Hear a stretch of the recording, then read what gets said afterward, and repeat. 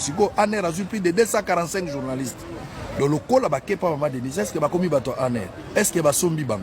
Bon, pourquoi papa Nego le bananga qui ngande ba sombaki? Parce que bazo benganga liboso na bang. Au moins siko que ba bengi pebino. Bozaki n'a impatience ba bengi pebino.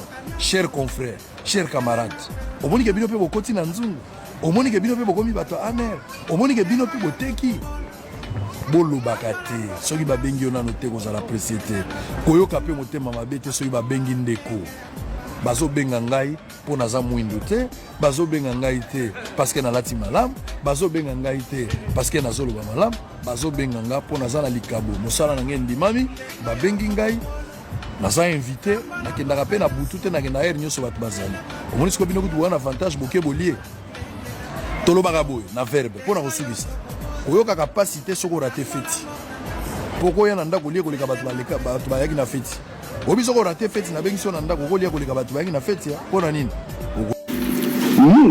les communicants, le pouvoir, ça fera aujourd'hui 6 ans, jour pour jour, que nous défendons les présidents de la République, nous défendons les régimes, nous défendons les institutions, mais à aucun jour, ni le président de la République, ni la distinguée première dame, Atikala, féliciter Moussalawana. Atikala koyamba biso atamkolo côté. 6 ans. 6 ans. Le mal c'est quoi? Depuis 2018 jusqu'à l'élo 2024, tout le monde Mukonjamboka. Même la première dame, couple présidentiel, pour recevoir des musiciens, pour recevoir bateau à théâtre, pour recevoir influenceurs et tout comme on les appelle. Mais avoir les gens qui sont matin, midi, soir dans les plateaux de télévision en train de défendre les régimes avec leurs propres moyens, avec leurs risques, sans sécurité, sans suivi, sans accompagnement, aujourd'hui, jusque-là, ils ne sont pas reconnus. C'est une audience officiellement. Et par maman Olive Lembe, très bien. La secrétaire nationale de la communication, fait arriver mon message. Demande d'audience verbale. Dit à maman Olive Lembe, qui est notre ex-première dame. Et aussi, il faut y avoir merci beaucoup. Il y a quelques jeunes. Il y a une nom sacrée. Mais non, en tout cas, je suis curieux de rencontrer maman Olive Lembe. Merci beaucoup, mon Amboka. Quel est son secret? Et la population aussi en a besoin. Merci beaucoup, mon Amboka. Nous, les communicants, le pouvoir, ça fera aujourd'hui 6 ans, jour pour jour, que nous défendons les présidents de la République, nous défendons les régimes, nous défendons les institutions, mais à aucun jour, ni le président de la République, ni la distinguée première dame, Atikala ko féliciter Moussalawana. Atikala ko yamba biso atamkolo côté. 6 ans. 6 ans. Le mal c'est quoi? Depuis 2018 jusqu'à l'élo 2024, tout le monde Mukonjamboka. Même la première dame, couple présidentiel, pour recevoir des musiciens, pour recevoir bateau à théâtre, pour recevoir influenceurs et tout comme on les appelle, mais avoir les gens qui sont matin, midi, soir dans les plateaux de télévision en train de défendre les régimes avec leurs propres moyens, avec leurs risques, sans sécurité, sans suivi, sans accompagnement, aujourd'hui, jusque-là, ils ne sont pas reconnus. C'est une audience officiellement.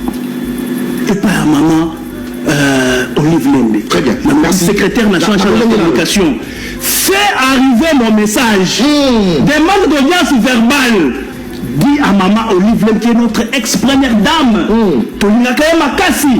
Et aussi, il faut y avoir merci beaucoup. Il y a quelques jeunes. Il y a une nom sacrée. Mais non, en tout cas, je suis curieux de rencontrer maman Olive Lembe. Merci beaucoup, mon Amboka. Quel est son secret? Et la population aussi en a besoin. Merci beaucoup, mon Amboka. Je pense que c'est la fini qui va méchanger ça.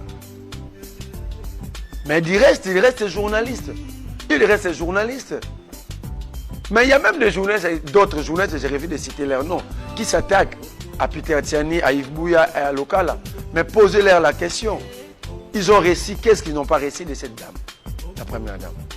Ils ont même cassé le mur de leur maison et faire des vidéos. Des murs. Oui. Ils ont fait tomber les murs. Le mur de leur maison. Ouais. Et faire des vidéos. Envoyer à Maman Denise, ils ont reçu des 40 000 $. 40 000 $. 40 000 $ pour reconstruire. Il y a même une dame qui s'est fait passer comme pour journaliste en Europe aujourd'hui. Mais posez-lui la question. Comment est-ce qu'il s'est retrouvé en Europe? Avec quel argent? L'argent de Maman Denise. Cette dame a même une parcelle, je ne cite pas la commune, mais ici dans le centre-ville, achetée par Maman Denise. Non, ne faisons pas la politique comme ça. Si vous avez besoin de chercher... Parce que la plupart de ceux qui vont là-bas, ils rentrent avec des éloges. On a vu celui qui est en Europe, un journaliste aussi, Perrault, lorsqu'il a été reçu par la première dame. Jean-Marie Kassambala a reçu ici. Il était élogieux envers la Heureusement, première vous ministre. avez cité son nom. Hein? Il était élogieux. Perrault Loire a reçu une montre à 10 000 $. Combien? À 10 000 $. Montre. Montre à 10 000 $. Cadeau Combien? d'anniversaire. 10 000. 10 000 $. Cadeau d'anniversaire. Maman Tini, Maman Denise. 10 000. 10 000. Quand? Avant Avant de s'exiler. On ne peut pas chercher les documents. Une montre de 10 000. 10 000 $. Il est vivant. Le journaliste dont je disais qu'il avait cassé le mur de sa maison pour soutirer 40 000 $ à Maman Denise, c'est Perrault Loire. 40 000. 40 000. Il est vivant. Si je m'en prenais ces morceaux, envoyé à Perrault Loire. Non. Ce n'est pas parce que vous êtes à l'étranger, vous cherchez des documents d'asile politique que vous devez tout détruire. Et s'attaquer aux gens inutilement et gratuitement. Non. Vous avez suivi, heureusement vous l'avez évoqué, quand Perrault s'était transformé à l'évangéliste d'une religion où la déesse était Maman Denise Nyakero. À cette époque-là, Maman Denise n'était pas la première dame. À cette époque-là, Maman Denise n'était pas la femme de Félix Tshisekedi. Mettons cette dame de côté. C'est de la même manière, moi, j'aime pas s'attaquer à Maman Olive pour des choses commises par son mari parce que cette dame ne faisait pas la pour à éradiquer le banditisme urbain, à contrôler un peu effectif la population. Décision qui n'est pas bien accueillie dans la population, même il y a qui sait sur la population quinoise. 1 minute 30. Ngana yebi ke moto komaka monene pour abongi tozo bongisa. Incompétence oyo régime ekomi nango ba komi na obésité de l'incompétence, obésité de la médiocrité bateau. Ils inventent les choses. Yokana yambona yanolana na motuna na Ndeko Sopam, qui est un grand avocat, il est moi kala, un ami. Mais il y a que les sons na mao. Na kanisa ka sala matanga tala jokane na bomo ya bonne santé. Liti mobima banda babanda ki Maman Denise Nyakero era ko yamba bwenga. Tika Avoir ici. Non, laissez-moi dire que tu as la makamba qui c'est important. Non, minute na ngai sende. Tu as la makamba qui c'est important. Koze na nga muniti. Tu as la makamba. Era ko yamba bwenga ba boki ba Sopam.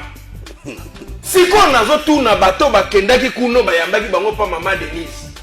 Ah bayambi bino bolie bomeli. Lobi boko critiquer sous mobali na ye.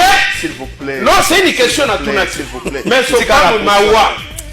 Sopam na soni penza. Sabi singa ime moi ça Sopam asilika na ngaka bitika makambo. S'il vous plaît, tout ça na essentiel s'il vous plaît. Qui sait son déco s'il vous plaît. S'il vous plaît. Amona ata Maman Denise. S'il vous plaît, qui sait. Bourgmestre oyo est nazaka ka liberté to esibatani. Question elle bosanga na tout na wana des précisions. Ba bourgmestre modèle au place les en prison. Ndeko na ngai, moi je suis avocat. Nous avons les principes de délit et de peine. Nous avons, on dit, nul ne peut se prévaloir de sa propre turpitude. Parce que vous êtes incompétent de gérer la commune, vous êtes incompétent d'assurer la sécurité, vous prenez une mesure contre une population qui est dorénavant pauvre. Kobo sanateke qui sait sous parmi communes, ils ont souffert dans ma camomo ebele. Bourgmestre oy, aye koboma commune wana, tu ko sunga batwana c'est.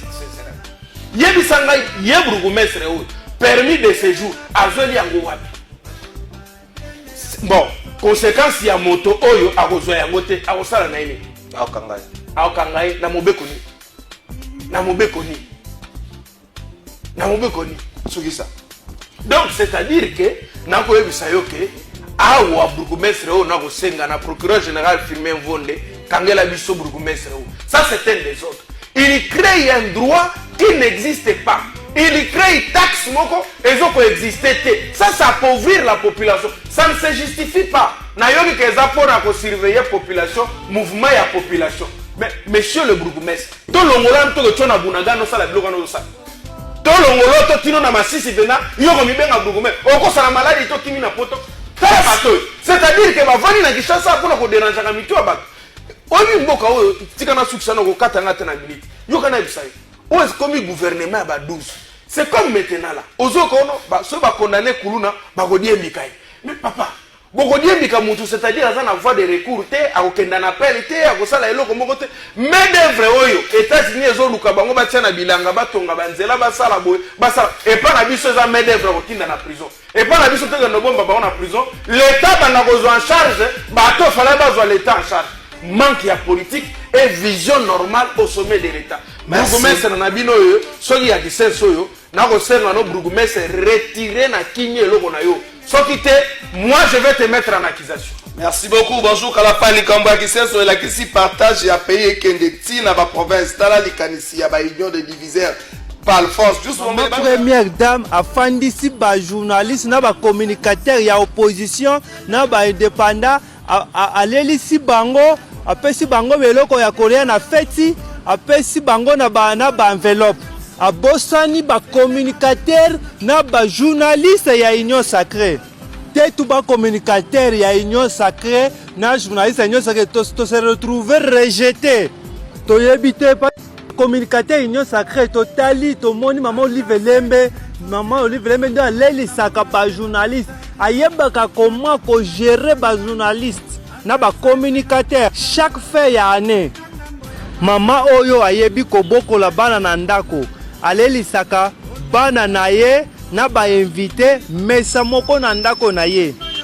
Alors biso ba journaliste na ba communicateur ya union sacrée tokolele pa ya nani na fait ya année oyo tokolele ape epa ya mama oyo azalaka na motema monene tokolele pa ya mama oyo aza ange ya bénédiction ya nzambe pona mboka na biso pona peuple congolais mama Olive Lembe Kabila mama Olive biso ba journaliste na ba communicateur ya union sacrée tofukami epa ya mama Olive Lembe Kabila biso ba communicateur ya IDPS tofukami mama limbisa biso de reconnaître ba monyoso ya mabe to traita kibino de reconnaître mabe na biso nyonso to fukwa mama limbisa biso to fila lusa mama Olive Lembe Kabila to fila lusa reconnaître biso ba communicateur union sacrée to fingi famille Kabila to fila lusa mama utu limbisa biso mama to traiter ba monyoso ya mabe ya lukuta babandaki ko manipuler biso sing to sengi bolimbisi mama Olive Lembe Kabila to fila lusa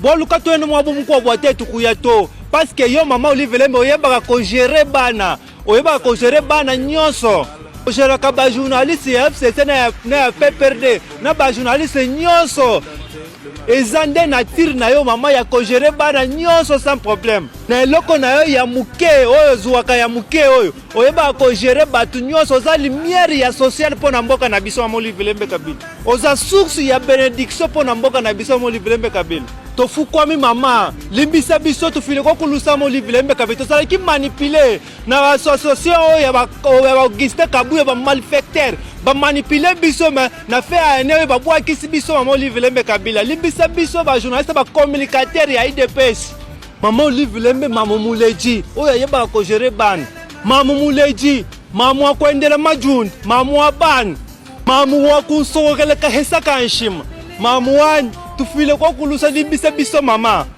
gouvernement a copié oyo mama Olive Lembe osalaka mais a kokite et créer des makambo parce que yo salaka chaque bane nyonso na ba journaliste mais ye a koki ko sala yango te mama Olive Lembe tuweshe ko lumière wa social tokolele pa ya nani oyo za ange ya nzambe ya lumière pour na social la biso ba congolais pese biso social mama Olive Lembe pese biso lumière social biso ba journaliste na ba communicateur ya union sacrée ya IDPS to reconnaître mabe na biso nyonso ba motu ya mabe to traiter to sala ki manipuler et pas ya association ba malfaiteur ba kabui peut-être sa constitution de bloquer maman première dame après sa biso ba communicateur na ba journaliste ya union sacrée c'est pas si les arrêts constitution bande konanga nyonso ba journaliste ba communicateur to sengi pardon maman Olive Lembe Kabila biso ba union sacrée ide to sengi pardon limbisa biso yo za mama ozalaka na motema monene mama waro